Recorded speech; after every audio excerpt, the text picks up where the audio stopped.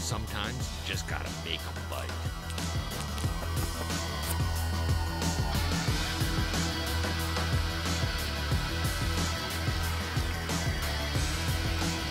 There he is. Look at that. Great big one. This spot's gotta have fish. I got him. Good one, boy. Good one.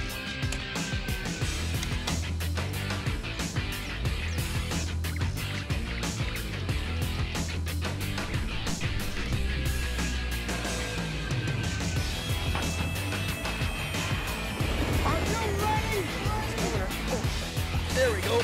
There, Chop. Nice fish. That did not take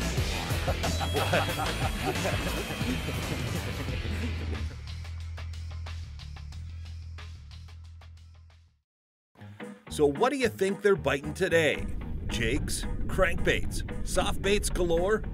One thing's for sure. Today's anglers have plenty of options for catching fish. Big fish, man. Big, big bass. Wow. Wow, Jimmy. That's a good one. A wide range of different lure styles and actions. An expansive array of bait shapes, sizes, and textures. And a wealth of colors that would turn rainbows green with envy. What do you think of that, profile-wise? I'd say that's pretty close, It's a Dan. pretty good match, man. Yeah. With so many choices at your fingertips, how do you determine the correct combination of lure characteristics that fish want to bite?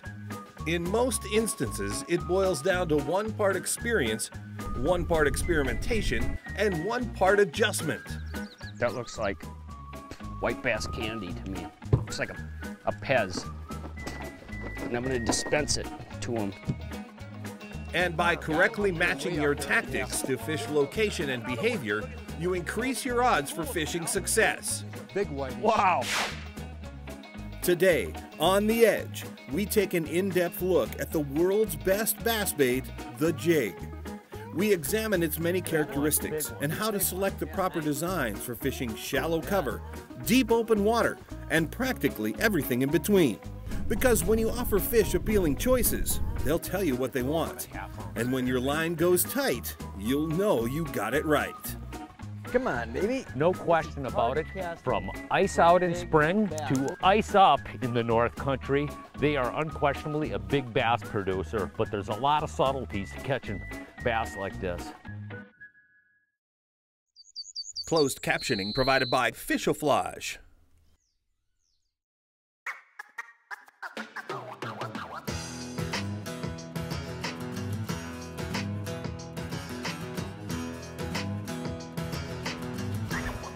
Big one, big one. Big one. Yeah, nice. Look at that. Oh, Ooh, ooh, ooh. come here, buddy. Nice. Come here, look at that guy there. There, Jeremy, that's Wow, a tank. that is Boy, a look at the tank, size of that Jim. one. Come here, buddy. Oh, big, Whoa. big, big Now fish. that is what I call a giant bass.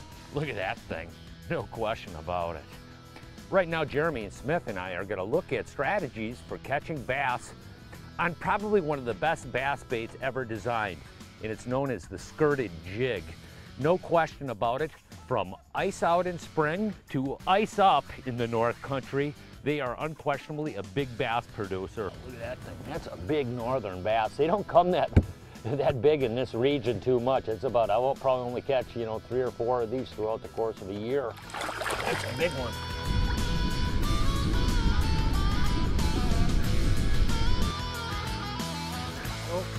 Ooh, nice. Big bass, Jim. Big bass. Whoa. Oh, that's a whopper, huh? Just came right out of that little piece of cover. Oh, he gave me one more little jump. I like that. This is the time of year right now. It's early June. The fish got done spawning not too long ago. Actually, some of them are still on beds. We got a full moon coming up. But a lot of that cover that you traditionally bass fish in summer, it's still early summer right now, is not very developed. At this time of year, cover is absolutely king.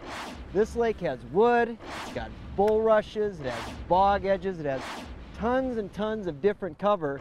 But the ticket to finding these fish right now is accurate jig casting. This is target casting for big bass. You want to get big ones, you got to put it where the cover is. Wow, big fish. Yeah. Another nice one. Yeah. You can see it's sort of, wow, look at that guy there. It's a nice, a real leaping Lena. You know, we're fishing way back on these shallow flats, and a lot of this water back in here is relatively shallow, but it seems like a lot of these bigger fish, wherever we have deeper water, cutting in tight to the bank. And it's interesting in the fact that the size of the fish goes up dramatically in those particular areas. Wherever you got like 6-8 foot of water, oh. That was a fish that I should have caught. He's blind in one eye, Jim. What? Is he? Yeah, oh yeah. What? On this side? Oh, right there you go. Oh yeah, look at that. No wonder he hit that bait so hard. But I tell you one thing, it's sort of, there's no question about it, the bigger fish are holding in areas in these back bays wherever we have deep water cutting into the bank. There we go. Right out of that deep wood. Nice big bass. That one? There Whoa. you go. I like that, huh? A little bit of a deep water target cuts fish. in Yeah. right there. Yeah, it's deep wood in there. Ooh. Yeah, that's a nice one. The average fish we're catching today is unbelievable. This is pretty awesome. And the areas that we're looking for right now are those areas that you find just outside what you consider to be spawning bays. This particular zone right now is a big, this whole shoreline is covered with trees and bulrushes and all kinds of stuff. But you go around the corner and it's one of those shallow, dark water bays. It's got some sand and gravel along cut bank. That's where the bass were spawning, or a lot of fish were. And now they're done, starting to pork up. Some of them are, and they're out here in this stuff. So where you look for them? Look for them just outside of those bays this time of year. Bruisers, man, and they love the cover. You got to throw a jig to the cover. You know, we came onto this lake and we looked at the water temperature. That's one thing that's really critical with these mapping programs. It can really help you, before you even get to the lake, decide where the fish are going to be. It's a still pretty early season. And we started targeting these big shallow water bays and actually the transitional areas that come into the bays. And you can see right here, we got a number of big bays here that run, you know, a half a mile back that way. And it seems like the fish are, a lot of the majority of the fish we've been seeing today are in these shallow water zones. You go out in the main lake areas out in here, that's where the fish are going to be throughout the course of the summer. Right now, we actually started out on the lake for a little while and we didn't see anything. We came up into these back areas and there's tremendous numbers of fish using these zones right now. Yeah, right in that heavy cover. So much fun pitching the targets. Hello. Come on. Oh. Huh? Boy, the average size fish is just incredible. And a fish like that, just about anywhere in North America, would be a basket of those, 5 of those, would get you in the top 10. I produced bass shows for Lindner Media for about 5 years, running all across the country, fishing with some of the best bass pros in the world. And there's one thing I can tell you, no matter whether it was north, south, east, or west, somebody in the top 10 was using one of these, whether it was spring, summer, or fall. No matter where you fish for bass, this is one of the absolute best producing baits of all time, and it works anywhere you go. It's just one of the great baits you gotta have. Don't you want to be a good bass fisherman, you gotta master how to use a jig. Oh, come here.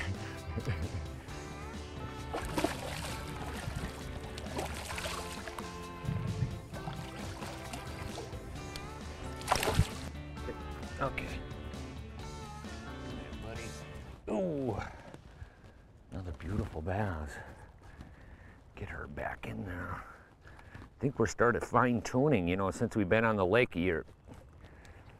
First got out here, you see, you have to sort of fine-tune the cover that the fish are sitting on, the retrieve of the bait, you know, what weight and how that bait is moving in the water column. And that's a big part of angling, is fine-tuning the little subtleties of your presentation. You have to do that every time you go out on the water. You do. You know, the fish change their mood. They're not biting on anything you throw at them. Most of the time, I should. Sometimes they do, but most of the time, little idiosyncrasies or little subtleties of your presentation will really determine how many fish you catch. Right now, these fish are a little bit inactive and they don't want that bait hopping too much. You pitch it out there and fish it real slow. We've been fishing relatively shallow water cover. The fish are anywhere between probably about 3 and 6 foot of water. We've been using 3/8 to half-ounce jigs. One thing that's really critical is figuring out drop speed, because the drop speed a lot of times can ultimately determine how many fish you catch. If the fish are inactive, no question about it, slower drop speed, or in other words, lightening up the jig can trigger more strikes. On the other hand, if you can get away with it and the fish are relatively active, you want to be able to fish a heavier head. And the reason for using the heavier head is very simple: casting accuracy and your ability to cover more water. As you can see in back of us, we have miles of this and miles of different spots to target. With a heavier bait, I can actually just move through here, put the trolling motor on about 20%, and quickly just dab along, drop the bait into a specific spot, pick it up, flip it to the next spot. It enables you to cover a lot more water really quickly, and hence catch more fish if the fish are willing to bite it. Versatile jigging tactics produce bass in nearly all conditions. Learn how to match jig style, tackle, and retrieve to bass behavior in precision bass jigging. Part of our Angling Edge instructional DVD collection, available at anglingedge.com. The Edge is presented by these and other fine sponsors. Come on, baby. Bass? Yeah, nice bass. Right up in that wood. Ooh. That's a good one. The dogger, yeah, he was right along the edge of that stuff. That's the last 2 chunks have had bass on it. Look at that guy. That's not too bad. And throwing what you would have to consider probably the all-time bread and butter bait for catching bass, and that's a jig. You know, the cover that Jim and I are fishing right now is pretty diverse. We've got wood behind us that fish came off of. We've got bulrushes. We're going to run into some bog edges.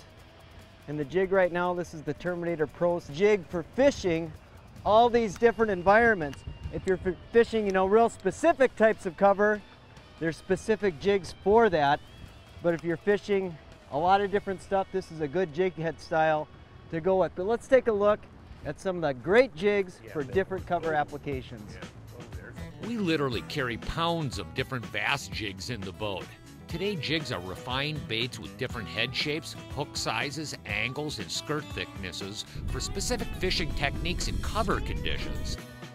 The classic bass jig, like Terminator's Pro Series jig, comes in weight from 1/4 to 1 ounce. This jig has a conical bullet head, heavy weed guard, wire trailer keeper, and a free-swinging rattle system. It's a good utility jig when fishing heavy mixed cover conditions. Swim jigs are designed for long-distance casting around sparse cover conditions. Swim jigs come with a balanced swimming head, a thinner skirt, and a 30-degree bend hook. This is a great bait for combing shallow to mid-depth areas with sparse cover. Football jigs are designed for an interesting bottom dragging tactic. In general, they have a unique football head designed to roll over rocks on a slow retrieve. These jigs shine when bass are positioned on mid-depth to deep water rock and sand bottoms. Last but not least is the finesse jig. Finesse jigs are lighter and smaller baits which are particularly effective when fishing inactive bass around sparse cover. Another thing you can do to alter the drop speed is the trailer that you're using. Right now, I've got a Trigger X flap and crawl on the back of it, those little pinchers help slow the speed down a little bit. But if I just put a regular 4-inch grub or something on the back, that's going to speed up the fall. So the amount of water resistance that your jig trailer has a lot to do with the drop speed. Oop, there's one. Nice. Right out on the end of that point, man. Yeah. Oh, another big one. Come here, buddy. It's a nice one. Come here. You know, one important thing about jig fishing is placement of the jig, and what jigs are really is target baits. Generally, what you want to do is fish as close to the target as possible because you can more accurately position the bait. So what we're doing is a wide variety of different pitching as well as casting to, you know, different targets. But one thing you'll notice is that we're actually fishing relatively close to the cover. We're moving along and we're just isolating and seeing any potential spot. That fish came off the tip of this little bulrush bed. But as you move along, there's so many different pockets, little isolated cover spots that the fish could be sitting on. So you gotta get it down. There. Got him that time. Yeah, that time was a little bit better one there. Yeah. You see what I mean? That's pretty fun. Yeah, that was. I like it. That's one thing about a jig, which is really fun, is the way they hit it. Particularly if you're using a relatively heavy bait, so you have a really pretty good contact with the bait, how it's moving on the bottom, and you feel it, and they just go dunk, you know, and the line just jumps, you know. That's a pretty healthy looking bass.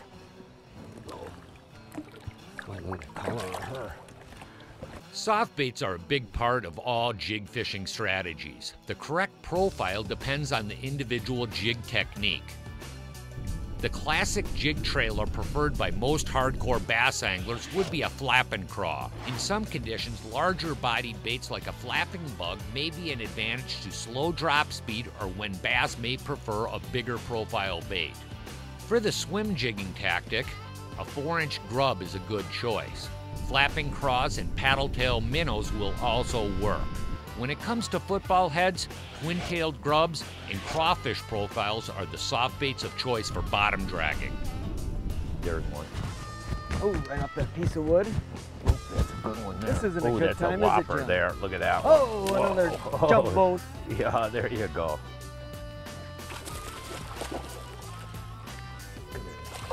Whoa, man, come here. That's a good one. Look at that guy there. Ooh, look at that. That's a nice sized bass. You know, no question about it, when it comes to jig fishing like this, casting accuracy is a big part of the equation. And you don't become a really accurate caster overnight, but I can guarantee you one thing, having the right rod and reel will help you be able to cast a lot better in a short order. This is one of our Angling Edge Technique Series rods. This is one of my favorites for this particular fishing situation. And it's a 610 medium heavy fast action rod. When you look at the tip, it actually has a relatively soft tip, and that soft tip is really critical for accurate casting. Not only that, once I really start to load up the rod, you'll notice that it really starts to load up relatively quickly. That'll enable me to pull big bass out of heavy cover like what we're fishing today. The other second part of the equation is the reel. I'm fishing with a smoke reel. This is a fast reel. This is a 7.3 to 1 pickup ratio. I want a fast action reel because a lot of times, well, when you're fishing heavy cover like this, you hook the fish and you want to get them out of there really quickly. The other thing is what we're doing is a lot of underhand casting, and this is done with just a lot of on-the-job training. You'll notice that a lot of professional bass anglers, when they're fishing this type of cover, they're not doing a lot of casting like this overhead. They're doing a lot of pitching where they place the bait in their hands and pitch it this way, or they're going to turn around and they do a roll cast. And what I mean by a roll cast is I'm just going to actually do a quick circle like this, accelerate the weight of the bait, and that soft tip is going to accelerate the bait and position it where you want to.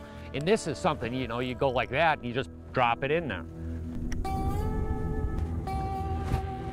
Got him? Yeah, big one. Oh. Big fish, huh? Yeah. Oh, there's a Big fish, man. Big bass. Wow. Wow, Jimmy. That's a good one. In about 6-7 foot of water. He was out a little deeper. Boy, look at that guy there. That's a good one there. Wow, that is Boy, a look at the tank, size of that Jim. one. Come here, buddy. That is a big, big, big Come fish. here. Oh, look at that one. There's no question about it. When it comes to bass fishing, few baits beat the bread and butter jig. It produces big bass all over the country, from shallow water to deep water. No question about it.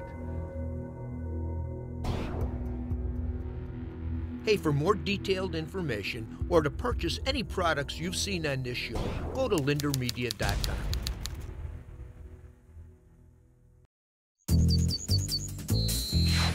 The Edge is presented by these and other fine sponsors. Hey, this was an interesting article. The Gospel According to the Olympics. And it says how athletes and evangelists are combining to make London's Summer Olympics about more than just sports. And they got a whole bunch of quotes from many of the athletes on how they combine their talent with their faith and how they deal with it in such a high profile as the Olympics. You got Dawn Harper, track and field, Kevin Durant, basketball, Brady Ellis in archery, Tobin Heath, soccer, Kendrick Ferris, weightlifting, Brittany Viola, diving from platform. And then I come back in here and we have American gymnast Jonathan Horton. And he said a few things here that really touched me because I can relate to them. Goes on to say, when is it right to hide your faith and when is it right to show your faith? He told us that when you feel like hiding it, you need to show it. And when you feel like you're being prideful and want to show it, hide it. It would be really easy when you're on live TV and the whole world is watching you to want to hide your faith. You want to avoid the persecution that the world is going to give you for it. But it's in that moment when I really need to show it. That's when I need to use my platform as a gymnast to show the world what the Lord has done for me. I found that really interesting. And being somewhat involved in the media, I can relate to a lot of things they're dealing with there. I thought you'd enjoy it. Hey, from all of us here at The Edge, you have a good, safe fishing season. We'll see you on the water.